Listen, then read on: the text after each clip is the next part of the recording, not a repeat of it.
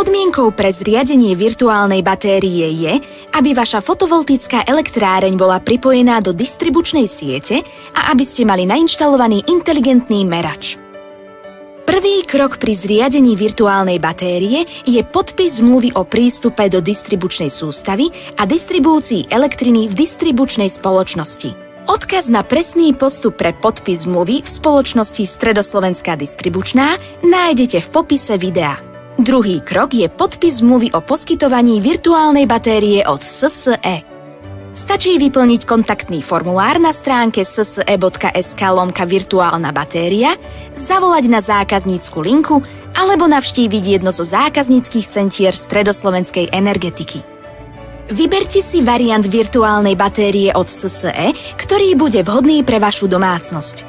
Ak nemáte presnú kalkuláciu, môžete vychádzať z reálnej alebo predpokladanej ročnej výroby vášho fotovoltického systému, pričom 1 kW pík výkonu panelov vyrobí ročne asi 1 MWh elektriny.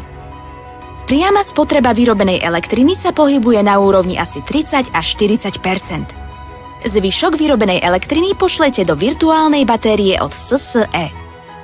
Elektrinu z virtuálnej batérie môžete využiť maximálne do výšky svojej skutočnej spotreby. Výšku svojej reálnej spotreby nájdete vo svojej poslednej faktúre za elektrinu alebo v zákazníckej e-zóne SSE.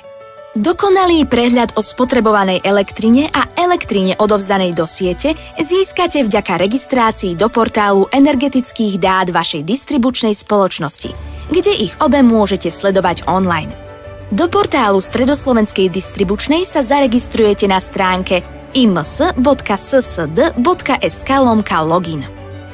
V portáli energetických dát nájdete dáta o vyrobenej elektrine z fotovoltiky a o spotrebovanej elektrine vo svojej domácnosti. Jednotlivé záznamy môžete filtrovať podľa vami zadaných kritérií, prípadne dáta vyexportovať a následne ich ďalej spracovať.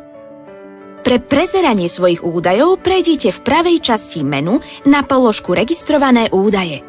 Stĺpce Činný odber predstavujú spotrebu elektrickej energie vo vašej domácnosti. V stĺpcoch Činná dodávka nájdete prehľad o vami vyrobenej elektrine odvedenej do siete.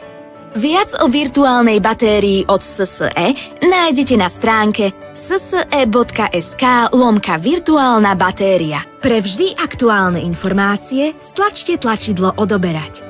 Ak sa vám toto video páčilo, budeme radi, ak nám dáte like. Pozrite si aj naše ďalšie poradenské videá.